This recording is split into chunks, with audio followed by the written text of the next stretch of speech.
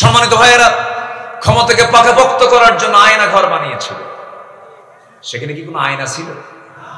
নাম দিয়েছে আয়না, কিন্তু সেখানে কোনো আয়না নাই। এত অন্ধকার, এত অন্ধকার, এত নিকষ কালো। মীর কাসেম আলী রাহমাহুল্লাহর ছেলে ব্যারিস্টার আরমান, সরাসরি আমি তার সঙ্গে কথা বলেছি। আব্দুল্লাহ হিলামান আজমি, অধ্যাপক গোলাম আজম রাহিমুল্লাহর সুযোগ্য সন্তান, এই দেশের হাতে গোনা আর্মি বড় বড় অফিসারদের অন্যতম অফিসার, আজকের যে সেনাবাহিনী প্রধান তারও তিনি শিক্ষক। ব্যারিস্টার আরমান আজমির সঙ্গে কথা বলেছি। ব্যারিস্টার আরমান তিনি বলেছেন যে আমি 8টা বছর এই আয়না ঘরে ছিলাম, সূর্যের চেহারা দেখি নাই। সূর্যের চেহারা আমাকে দেখায় না। আমি জানতাম না আমার বাবার মৃত্যু হয়েছে। 8 বছর আগে আমার বাবা শহীদ হয়েছেন। আমি সেদিন জানতে পেরেছি, যেদিন আমি আয়না ঘর থেকে মুক্ত হয়েছি। এটার নাম কি স্বাধীনতা? আসতে কয়, এটার নাম কি স্বাধীনতা? সম্মানিত বন্ধুগণ, এই বিজয়, এই পরিবেশ এমনি এমনি আসে নাই। বহু মানুষের চোখের পানি আসে না নাই। আজমি বলেছেন, আমার চোখ থেকে যে পরিমাণ পানি ঝরেছে, একটা গামছা বের করে বলতেছে, এই গামছা, আমার এই চোখ থেকে এত পরিমাণে এই গামছায় পানি, চোখের পানি জমা হয়েছে, একটা পুকুর হয়ে যেত, একটা পুকুর হয়ে যাবে, এত পরিমাণ চোখের পানি আমার চোখ থেকে পড়েছে। সম্মানিত ভাইয়েরা, এই চোখের পানিগুলো আল্লাহ বৃথা দেননি। এই চোখের পানির মূল্য দিয়েছেন কে? আসতে দিয়েছেন কে? আমাদের কাজে লাগাতে হবে সময়গুলো। 1 নাম্বার কি কাজ করে বলেন তো? বলেন 1 নাম্বার কি বলেন? দাওয়াত, দাওয়াতি কাজ করে। আমার বন্ধুগণ, নবীজির জেলখানা আরো ভয়ঙ্কর ছিল। আমরা জেল খেটেছি, সেখানে খাবার ছিল, সেখানে লাইট ছিল, সেখানে নামাজের ব্যবস্থাও ছিল, সেখানে ছাদ ছিল। কিন্তু আমার নবীজির এমন একটা জেল ছিল, কোনো ছাদ নাই। আমার নবীজির জেলখানা তো ভয়ঙ্কর ছিল, কোনো খাবার নাই। খোলা আকাশের নিচে বয়কট করে রেখেছে।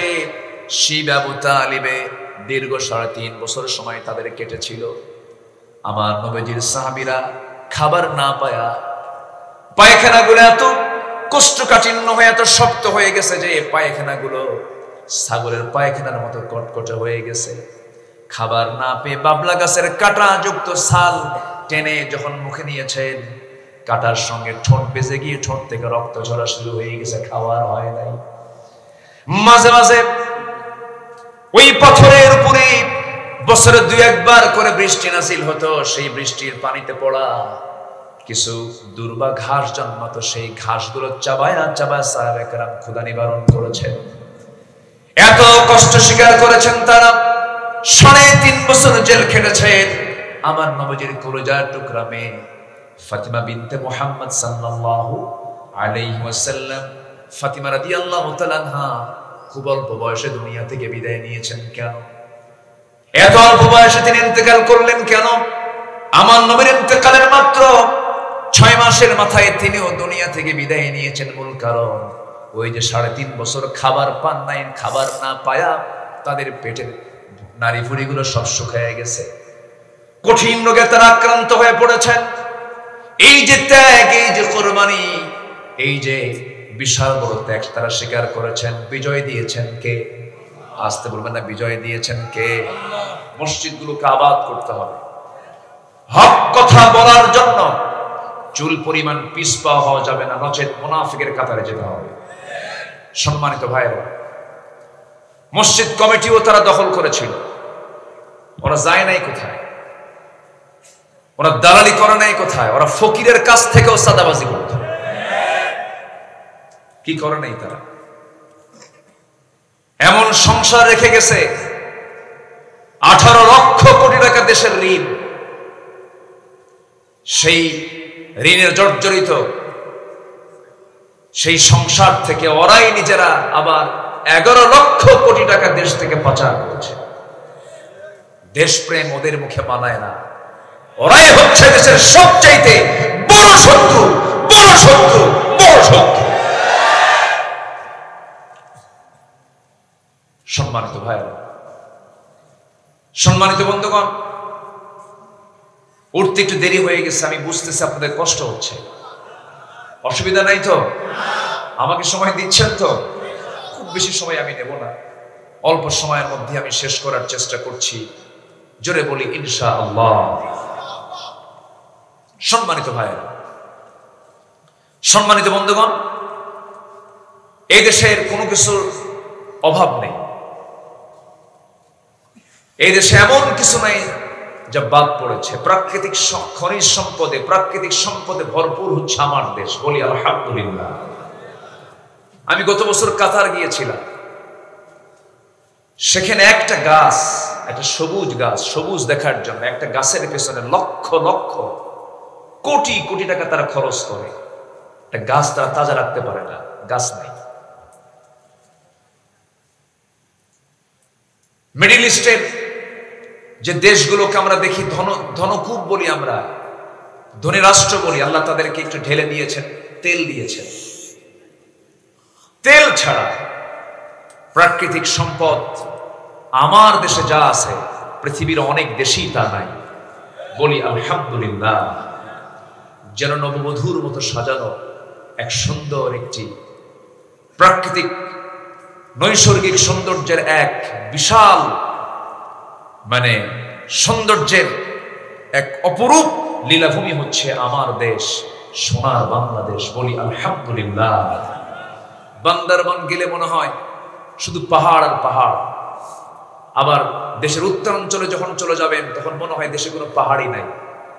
আবার যখন সামুদ্রিক এরিয়াতে যাবেন শুধু সমুদ্র আর সমুদ্র। আবার বরিশালের দিকে যখন যাবেন শুধু ধান নদী খাল, এই তিনে বরিশাল। টেকনাফ থেকে তেতুলিয়া, রূপসা থেকে পাথরিয়া, সুন্দরবন থেকে বান্দরবন, প্রতিটি জায়গা, প্রতিটি ইঞ্চি ইঞ্চি মাটিতে আল্লাহ তাআলা রহমত আর বরকত দিয়ে ভরপুর করে রেখে দিয়েছেন। সব ছিল, সবই আছে, শুধুমাত্র একটা জিনিস নাই। আমার কাছে খুবই ক্রাইসিস মনে হয়, সেটা হলো সঠিক নেতৃত্বের দারুণ সংকট আমার দেশে। আসতে কোন কেন?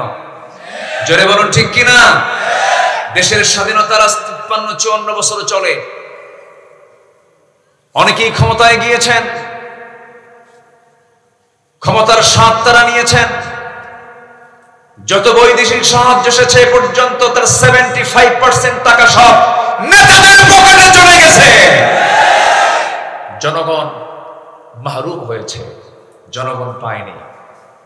কিন্তু এই দেশে এমন কিছু দলও আছে যারা এই দেশে তাদের বাবার, তাদের স্বামীর কোনো আদর্শকে তারা প্রতিষ্ঠা করতে চায় না।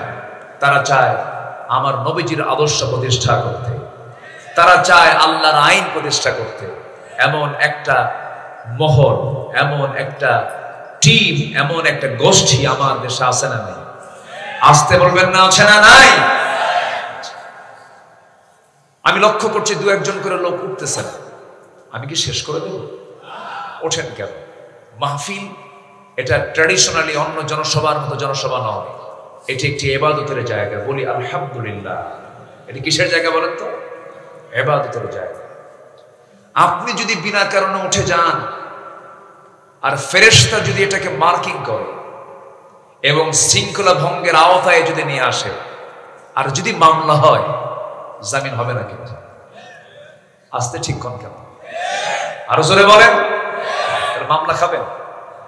তাহলে একটু বসে, কোরআন তো, কোরআন নিয়ে আমরা বসেছি। বলি আলহামদুলিল্লাহ। সম্মানিত ভাইয়েরা, এখন প্রশ্ন হলো, এই দেশে আবার ইসলামী দল একটা দুইটা, মোটামুটি 51টা।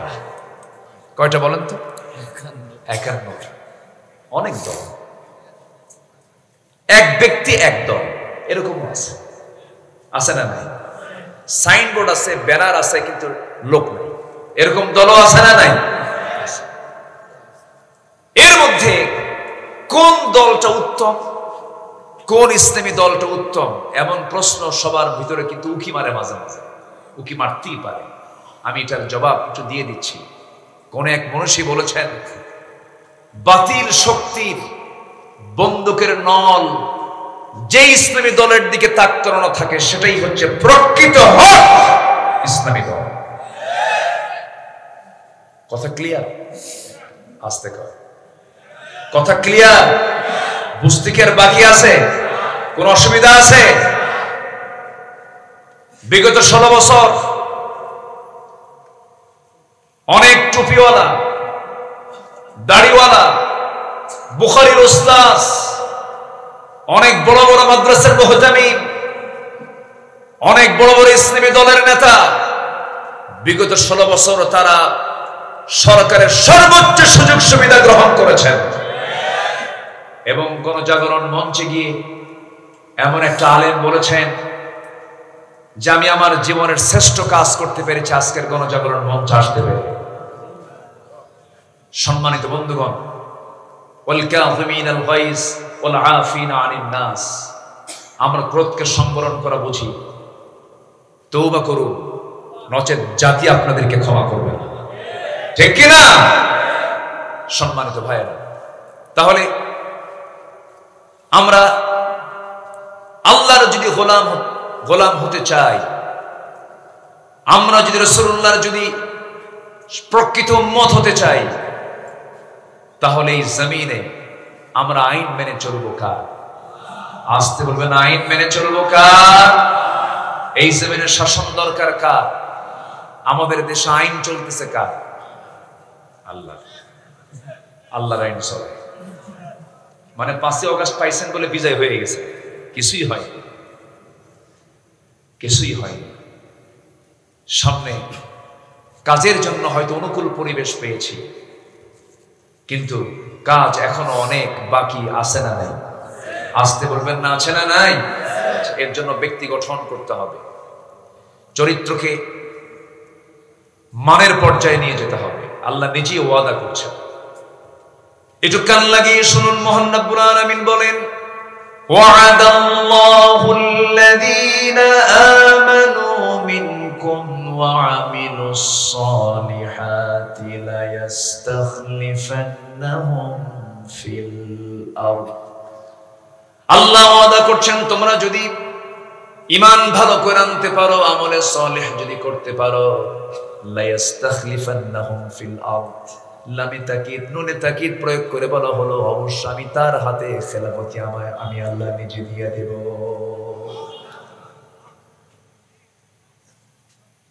আমার বন্ধুগণ, ওই বিষয়টা যখন আমার মাথায় আসে, দুঃখে বুকটা ফেটে যায়। 18 কোটি মানুষ আমার দেশে, একটা প্রশ্ন করব, আমার দেশে নামাজি বেশি না মুসলমান বেশি?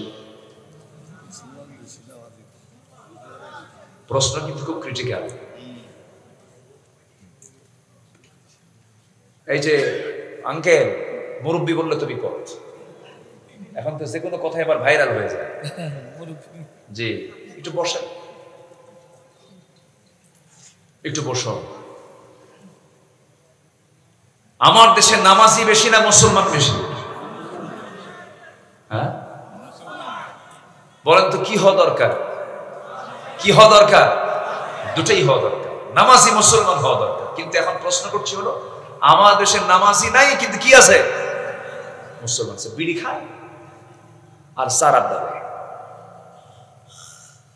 আমি যে মুসলিম, আমি যে দায়িত্বশীল, আমার যে দায়িত্ব আছে, আমার যে কর্ম আছে, আল্লাহ পাক আমাকে যে দায়িত্ব দিয়েছেন, এই বোধ শক্তিটুকুও নাই। মাত্র 5% মুসলমান আমার দেশে নামাজ পড়ে। একটা আদর্শ গ্রামের বৈশিষ্ট্য কি? সেই গ্রামের মসজিদ জোহর, আসর, মাগরিবে যত মুসল্লি হবে, তার চাইতে বেশি মুসল্লি হবে হলো ফজর এবং এশার নামাজে। সেই গ্রামকে আমরা গড়তে পেরেছি? আসতে বলে, গড়তে পেরেছি? ফজরের সময় মোটে 3 জন মুসল্লি, একটি ইমাম, আরেকজন মুয়াজ্জিন, আরেকজন খাদেম। চাকরি না থাকলে ওটাও থাকতো। কিন্তু মসজিদ এখন কাঁচা না পাকা? মসজিদ এখন কাঁচা না পাকা? পাকা মসজিদ। ইমানটা কাঁচা। আর আমার রাসূলের মসজিদ ছিল কি? কাঁচা, ইমানটা ছিল। আমার রাসূলের মসজিদে কোনো মাইক ছিল, কিন্তু বেলাল আযান দিয়েছেন আর শাহিম শুনিয়ে গেছে, যেরকম আল্লাহু আকবার। আমার বন্ধুগণ, এই জন্য সমস্ত চরিত্রকে বাদ দিতে হবে, সব আদর্শকে বাদ দিতে হবে। ন্যাশনালিজম, ক্যাপিটালিজম, সোশিয়ালিজম, কমিউনিজম, জাতীয়তাবাদ, ধর্মনিরপেক্ষ মতবাদ, পুঁজিবাদ, 70 থেকে 80টি মানব রচিত মতবাদ আছে। সব মতবাদের মুখে থুতু মেরে ওটাকে প্রত্যাখ্যান করে একটি আদর্শ লালন করতে হবে, একটি বিধানকে মানতে হবে, এক আদর্শের দিকে আসতে হবে। সূরা আহজাবের 21 নম্বর আয়াত আল্লাহ রাব্বুল আলামিন বলেন, লাকাদ কানা লাকুম ফি রাসূলিল্লাহি উসওয়াতুন হাসানাহ লিমান কানা ইয়ারজুল্লাহা ওয়াল ইয়াওমাল আখির ওয়া যাকারাল্লাহা কাসীরা। জোরে বলুন আল্লাহু আকবার। তোমাদের জন্য উত্তম আদর্শের বাস্তব নমুনা অন্য কেউ নন, শুধুমাত্র আমি তোমাদের জন্য একজনকে বাছাই করে দিয়েছি, তিনি হচ্ছেন মুহাম্মদ সাল্লাল্লাহু আলাইহি ওয়াসাল্লাম। আমার নবীজি তার জীবনটা যে আল্লাহ তা সুন্দর করে সাজিয়ে দিয়েছেন আমার আপনার জন্য। তার জীবন থেকে আমাদের মোটামুটি অনুকরণীয় 15টা আদর্শ যদি আমরা লালন করতে পারি, ফলো করতে পারি, তার জান্নাতে যেতে কোনো বেগ পেতে হবে না। কোরআনকে সামনে রেখে আমি 15টা পয়েন্টের উপর একটা একটা করে বলবো, আমাকে সময় দিচ্ছেন তো নাকি? কিন্তু কিছু কিছু লোক কিন্তু চলেই যাচ্ছেন আমারে থুইয়া। হ্যাঁ, কি দোয়া করে দেব? উঠতেছে আসেন তো, যে উঠতে নেবে তারে ধরবেন চলো।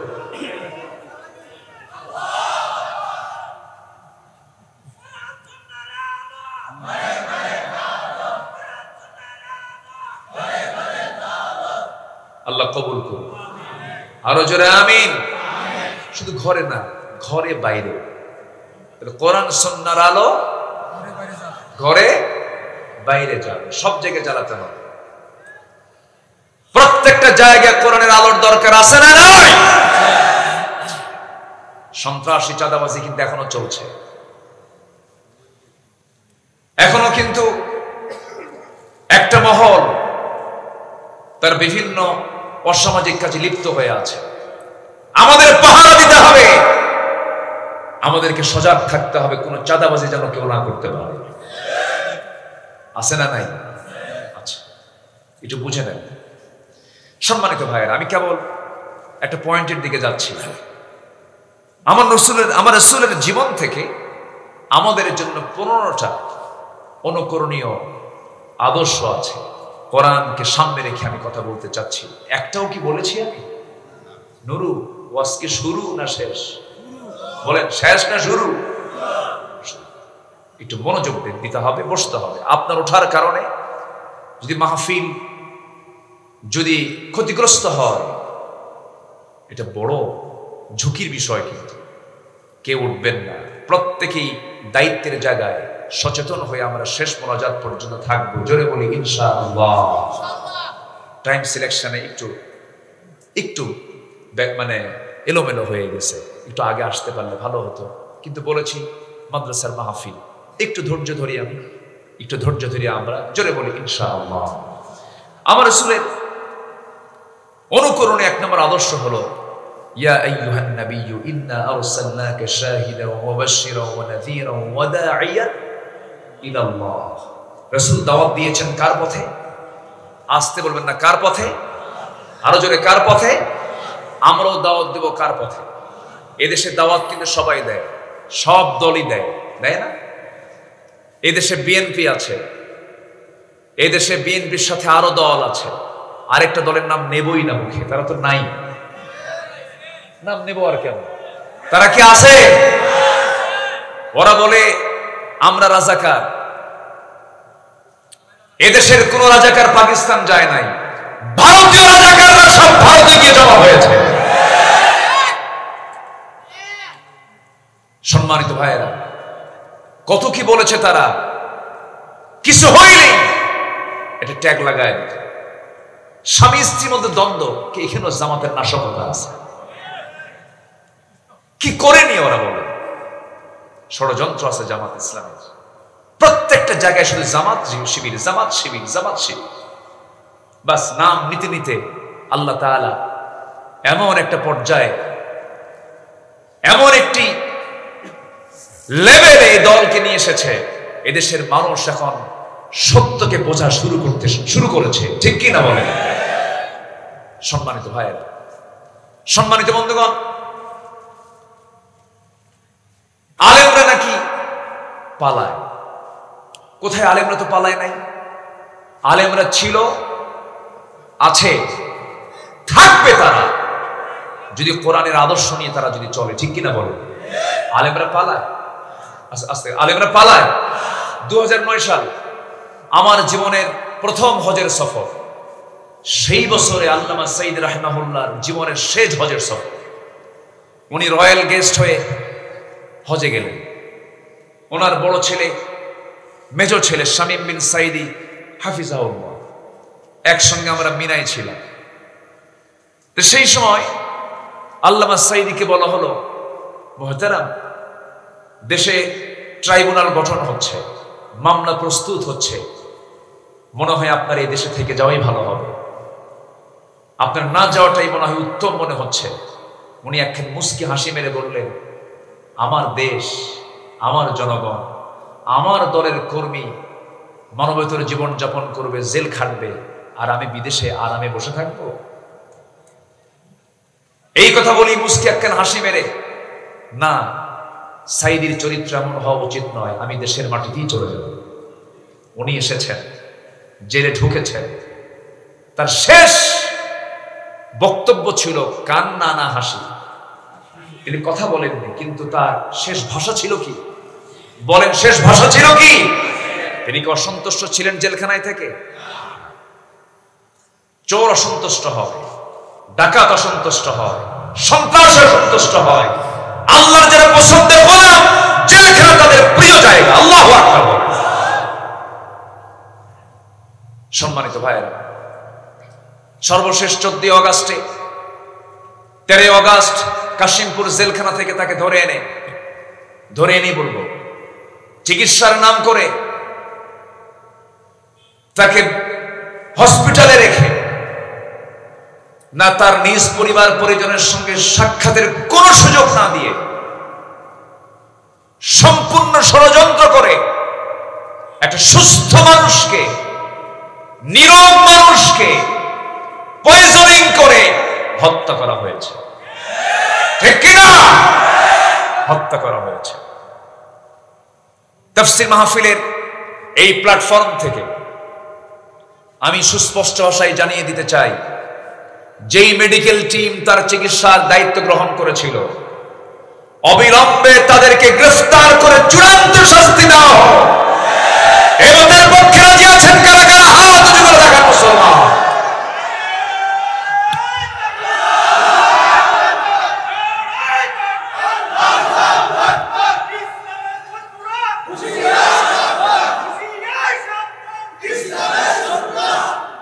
আল্লাহ কবুল করুন। জোরে বলি আমিন। আরো জোরে বলি আমিন। কোন জুলুমকে আমরা সহ্য করতে পারবো না, জুলুম সহ্য করা যাবে না। তারা যে অত্যাচারগুলো করেছে, যারা জালিম ছিল, জালিমের সঙ্গে কোন আপোষ হতে পারে? ওয়ালা তুতি'ল কাফিরিনা ওয়াল মুনাফিকিনা ওয়াদা আযাহুম ওয়া তাওয়াক্কাল আলাল্লাহ ওয়া কাফা বিল্লাহি ওয়াকিলা। আল্লাহু আকবার। আমরা কাফেরের আনুগত্য করব না, মুনাফিকের আনুগত্য করব না। আমাদের বন্ধু কাফের নয়, আমাদের বন্ধু রাশিয়া নয়, আমেরিকা নয়, আমাদের বন্ধু ভারত নয়, আমাদের বন্ধু কে? তাদেরকে যারা বন্ধু বানিয়েছে, মামুর বাড়ি দিল্লি গিয়ে বসছে।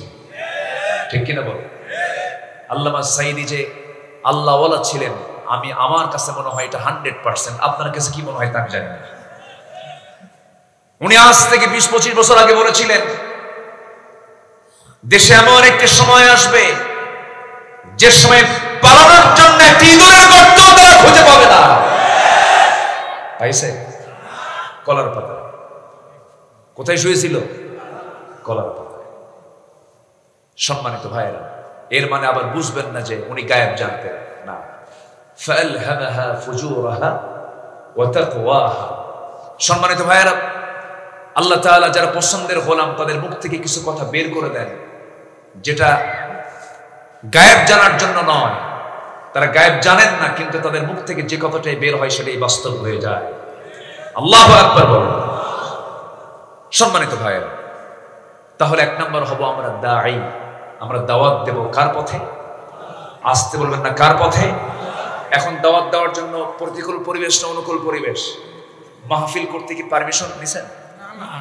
যান নাই থানায়? থানায় যান নাই? না থানার লোকই আসছে? থানার লোকই ঘুরে এখন এনায়েতপুর। হ্যাঁ ঠিক আছে, তো বুঝাই দিলাম তো। এই দেশে একটা থানায় গোটা দেশের সব থানাকে জানান দিয়েছে সই হওয়া। সেটা কোথায়? তাহলে বেলকুচি এনায়েতপুরে আছে তো নাকি? আছে আছে আছে। বলি আলহামদুলিল্লাহ, জোরে বলি আলহামদুলিল্লাহ। সম্মানিত ভাইয়েরা, সম্মানিত বন্ধুগণ, এখন অনুকূল পরিবেশ পেয়েছে। এক নম্বর কাজ রাসূলুল্লাহর কাজ, নবীর কাজ, দাওয়াত। বলেন তো কি? বলেন তো কি? এটা কি দুর্বল করে দেব না মজবুত করে দেব? যাকেই পাবো সেখানে দাওয়াতি কাজ করব, এটা হচ্ছে এক নম্বর কাজ। আল্লাহ রাব্বুল আলামিন রাসূলকে বলছেন উদউ ইলা সাবিলি রাব্বিকা বিল হিকমাতি ওয়াল মাউইযাতিল হাসানাহ ওয়াজাদিলহুম বিল্লাতী হিয়া আহসান ইন্না রাব্বাকা হুয়া আ'লামু বিমান দাল্লা আন সাবিলিহি ওয়া হুয়া আ'লামু বিল মুহতাদিন। সূরা নাহল 125 ভার্স নাম্বার 125 নম্বর আয়াত। শুধু রাসূলকে লক্ষ্য করে বলা হচ্ছে, রাসূল আপনি দাওয়াত দিন প্রজ্ঞার সাথে, প্রজ্ঞা নিয়ে আপনি দাওয়াত দিন, মানুষকে উত্তম নসিহত করুন। এটা আমাদের এক নম্বর কাজ হবে। রাসূলের এক নম্বর কাজ এটাই ছিল। আমরা এই কাজটা করব। জোরে বলি ইনশাআল্লাহ, আরো জোরে বলি ইনশাআল্লাহ। আমরা 15টা আদর্শ শিখে যাব। কয়টা আদর্শ বলে? এর মধ্যে হলো কয় নাম্বার? আসতে বলবেন না, কয় নাম্বার? হাতের কড়াগুলো গুনবেন। 15টা আদর্শ আজকে শুনে শুনে যাবেন। অনেক লম্বা লম্বা কথা ছিল, একটু শর্ট করে বলছে, রাত তো গভীর হয়ে গেছে, কষ্ট হচ্ছে আপনাদের। নাম্বার 2 হলো আমার নবীর মধ্যে ভীরুতা ছিল না সাহসিকতা ছিল? বলেন, তিনি কি ভীরু ছিলেন না সাহসী ছিলেন? চরম সাহসী মানুষ ছিলেন। চুল পরিমাণ তার মধ্যে দিলে কখনো ভয় বাসা বাঁধে নাই। আমার নবীর জীবনে কত পরীক্ষা এসেছে, প্রত্যেকটা পরীক্ষায় তিনি ফেল না পাস। আজ তো বলুন না, ফেল না পাস। জেল খেটেছেন, এমন জেল যে জেল পৃথিবীর কোনো মানুষ কোনোদিন খাটে নাই। এমন জেল ছিল আমার নবীজি। সিরাজগঞ্জের কারাগারে যান, গাজীপুর কারাগারে যান, ফ্যান পাবেন, লাইট পাবেন, ভিডিও পাবেন। কি পাবেন? ভিডিও পাবেন। হাইরে বিড়ি খায়, গেছিলাম একবার, তো এই পরিমাণ বিড়ি চলে ভিতরে, কল্পনাতীত। আমি যখন প্রথম ঢুকি, এক মুরব্বীর বয়স প্রায় 86 বছর, আমার দেখে লম্বা একখান সালাম দেখে, হুজুর খুব খুশি হয়েছে আপনি ভিতরে আসতেন দেখে। তো বললাম যে আপনি খুশি হলেন কেন চাচা? কে বাবাজি, দূর থেকেও আসলে কাছে পাই না, এখন কাছে বসেও আসো, খুব খুশি। তো বললাম চাচা আপনার মামলা কি? বলে বিস্ফোরা। বিস্ফোরক কি কয়? বিস্ফোরা। বললাম যে চাচা আপনি কি জানেন এটা কি মামলা? কে বাবা এটা খায় না কি করে, মানে বোঝেও না যে বিস্ফোরক মামলাটা কি। এরকম করে গায়েবী মামলা এই দেশে যা হয়েছে, যার জট কাটতে এসকে সিনহা বলেছিলেন আগামী 100 বছর এই মামলা নিষ্পত্তি করা সম্ভব নয়। এই হক কিছু কথা কইছে, পাগলা বানায়া বাইরে পাঠায় দিয়েছে। সম্মানিত ভাইয়েরা, ক্ষমতাকে পাকাপোক্ত করার জন্য আয়না ঘর বানিয়েছিল। সেখানে কি কোনো আয়না ছিল? নাম দিয়েছে আয়না, কিন্তু সেখানে কোনো আয়না নাই। এত অন্ধকার, এত অন্ধকার, এত নিকষ কালো। মীর কাসেম আলী রাহমাহুল্লাহর ছেলে ব্যারিস্টার আরমান, সরাসরি আমি তার সঙ্গে কথা বলেছি।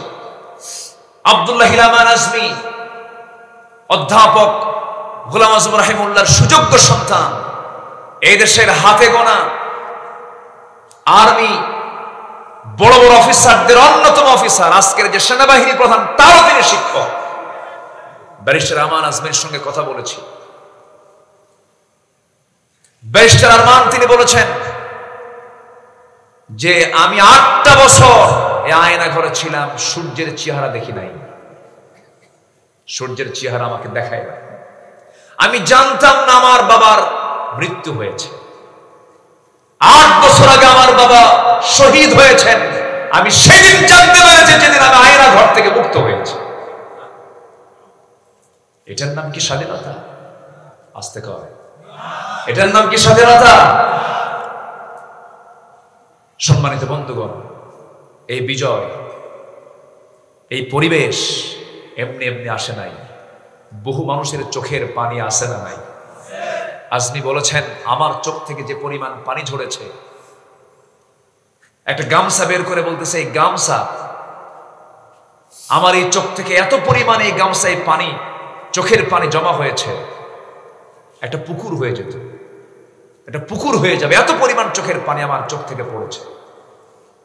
সম্মানিত ভাইয়েরা, এই চোখের পানিগুলো আল্লাহ বৃথা দেননি। এই চোখের পানির মূল্য দিয়েছেন কে? আস্তে দিয়েছেন কে? আমাদের কাজে লাগাতে হবে সময়গুলো। 1 নাম্বার কি কাজ করে বলেন তো? বলেন 1 নাম্বার কি বলেন? দাওয়াত, দাওয়াতি কাজ করে। আমার বন্ধুগণ, নবীজির জেলখানা আরো ভয়ঙ্কর ছিল। আমরা জেল খেটেছি, সেখানে খাবার ছিল, সেখানে লাইট ছিল, সেখানে নামাজের ব্যবস্থাও ছিল, সেখানে ছাদ ছিল। কিন্তু আমার নবীজির এমন একটা জেল ছিল কোনো ছাদ নাই। আমার নবীজির জেলখানা তো ভয়ঙ্কর ছিল, কোনো খাবার নাই। খোলা আকাশের নিচে বয়কট করে রেখেছে। শিব আবু তালিবে দীর্ঘ 3.5 বছর সময় তাদের কেটেছিল। আমার নবীজির সাহাবীরা খাবার না পায়া পায়খানাগুলো এত কোষ্ঠকাঠিন্য হয়ে এত শক্ত হয়ে গেছে যে পায়খানাগুলো ছাগলের পায়খানার মতো কটকটে হয়ে গেছে। খাবার না পেয়ে বাবলা গাছের কাঁটা যুক্ত ছাল টেনে যখন মুখে নিয়েছেন, কাঁটার সঙ্গে ঠোঁট বেজে গিয়ে ঠোঁট থেকে রক্ত ঝরা শুরু হয়ে গেছে, খাওয়ার হয় নাই।